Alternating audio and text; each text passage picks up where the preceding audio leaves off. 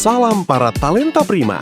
Senang bertemu dengan Anda semua. Selamat datang di MOOC Kementerian Imigrasi dan Pemasyarakatan. Kali ini, kita akan bersama-sama mempelajari modul pengelolaan SDM dan dukungan administrasi. Modul ini dirancang khusus untuk pejabat pimpinan tinggi madya dan pratama agar dapat menjalankan sesuatu yang jauh lebih besar, yaitu merumuskan arah strategis, membangun kapabilitas jangka panjang, dan mewariskan budaya organisasi yang unggul kepada generasi pimpinan berikutnya. Ada 6 topik dalam modul ini. 1. Konsepsi dasar SHRM dan kebijakan SDM aparatur. 2. Perencanaan dan transformasi digital manajemen SDM. 3. Pengembangan budaya organisasi. 4. Talent management dan succession planning. 5. Reformasi birokrasi bidang SDM. Serta kepemimpinan perubahan. 6 topik yang tidak berdiri sendiri-sendiri. Semuanya terangkai dalam satu narasi besar. Bagaimana membangun SDM kementerian yang unggul, tangguh, dan berintegritas untuk jangka panjang. Mari kita mulai.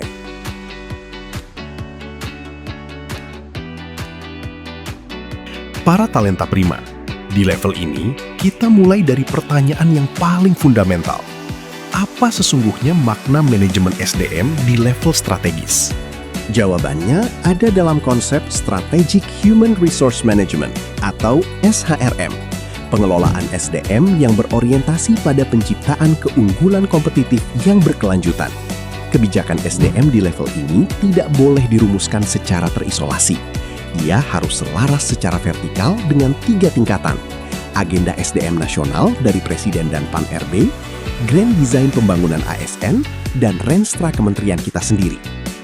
Kebijakan SDM yang baik di level strategis harus memenuhi 5 kriteria. Berbasis bukti, yaitu dilandasi data, bukan intuisi.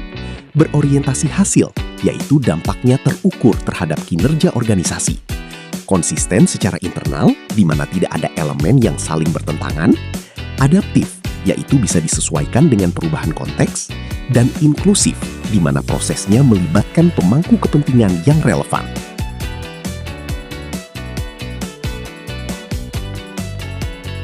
Para talenta prima, perencanaan SDM di level strategis tidak bisa berpikir 1 atau 2 tahun ke depan. Kita bicara horizon 5 hingga 10 tahun. Dan itu berarti kita harus bisa memproyeksikan 2 hal sekaligus. Berapa dan kompetensi apa yang kita butuhkan di masa depan, dan seberapa banyak yang kita miliki saat ini yang masih relevan di masa itu. Nah, celah antara kedua proyeksi itulah gap yang harus kita antisipasi dari sekarang, bukan nanti. World Economic Forum pada 2023 memproyeksikan bahwa dalam 5 tahun ke depan, 44% kompetensi inti pegawai akan mengalami disrupsi signifikan akibat AI dan otomasi. Di kementerian kita, fungsi-fungsi seperti verifikasi dokumen perjalanan, pemrosesan visa, dan pencatatan warga binaan berpotensi diotomasi secara substansial. Antisipasinya harus dimulai sekarang dengan cara identifikasi jabatan yang terdampak, reskilling pegawai yang ada, rekrut dengan prioritas kompetensi yang tahan otomasi, dan bangun ekosistem digital talent dari dalam. Untuk membentuk ekosistem digital talent, terdapat strategi berlapis, yaitu literasi digital dasar untuk semua pegawai, kompetensi digital menengah untuk pengelola sistem, dan ekosistem digital expert untuk mengembangkan solusi-solusi baru. Satu program untuk semua tidak akan berhasil.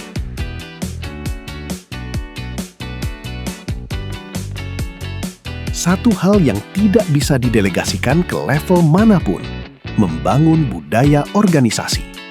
Ini adalah agenda kepemimpinan tertinggi. Budaya integritas yang mencegah korupsi, budaya pelayanan yang berorientasi pada kepuasan masyarakat, budaya inovasi yang mendorong pegawai terus mencari cara kerja yang lebih baik, semua ini hanya bisa tumbuh jika diprakarsai, dipelihara, dan dicontohkan secara konsisten dari puncak kepemimpinan. Nilai-nilai berakhlak memberikan kerangka yang jelas, tapi kerangka itu akan tetap menjadi slogan di dinding kalau tidak dihidupkan melalui perilaku nyata para pimpinan setiap harinya. Ingat, para talenta prima, Pegawai tidak terlalu mendengar apa yang Anda katakan.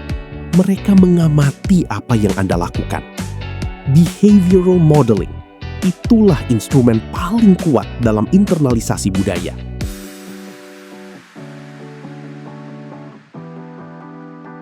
Talent management di level strategis memerlukan arsitektur yang komprehensif dan terintegrasi. 5 komponen yang saling terhubung. Kita mulai dari identifikasi posisi kritis. Jabatan mana yang paling menentukan kinerja kementerian dan paling sulit diisi kalau kosong. Lalu, identifikasi talent. Siapa yang masuk kategori berbakat berdasarkan kombinasi kinerja dan potensi. Matriks 9 box adalah alat yang paling banyak digunakan untuk ini. Setelah teridentifikasi, kembangkan dengan program akseleratif khusus, pertahankan dengan jalur karir yang jelas dan lingkungan kerja yang menantang, dan rencanakan suksesi. Hasil akhirnya, terdapat minimal 2 hingga 3 kandidat internal yang sedang dipersiapkan untuk setiap jabatan kritis. Bukan menunggu kosong baru panik.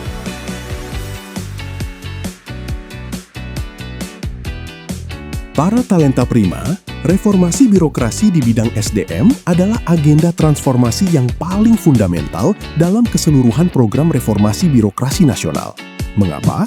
Karena tidak ada kelembagaan yang efektif tanpa SDM yang kompeten. Tidak ada tata laksana yang efisien tanpa pegawai yang disiplin. Dan tidak ada pelayanan publik yang prima tanpa aparatur yang berorientasi pada kepentingan masyarakat. Sebagai pimpinan tinggi, Anda bertanggung jawab atas 4 hal.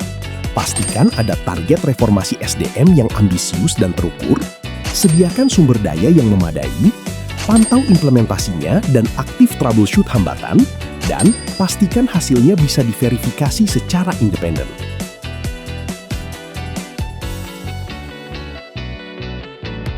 Topik terakhir dan paling penting di seluruh modul ini, kepemimpinan perubahan. Perubahan transformatif selalu menghadirkan resistensi. Itu bukan tanda kegagalan, itu respons normal yang dapat diantisipasi. Sumber-sumbernya ada 4. Ketakutan kehilangan posisi, terutama dalam konteks penyederhanaan birokrasi dan pengalihan ke jabatan fungsional. Ketidakpercayaan terhadap komitmen pimpinan berdasarkan pengalaman masa lalu. Ketidakpahaman tentang alasan perubahan, dan kekhawatiran tentang kemampuan beradaptasi.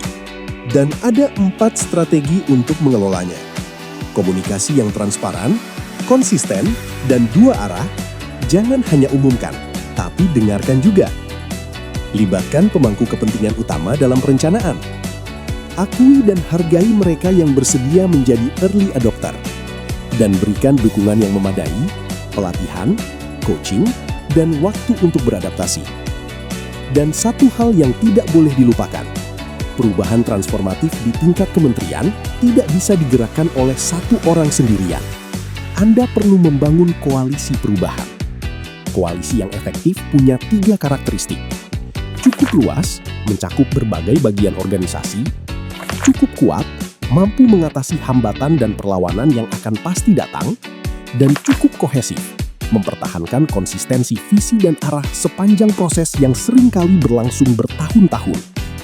Baik talenta prima, demikian materi kita hari ini. Semoga bermanfaat dan kita semua senantiasa bangga melayani bangsa.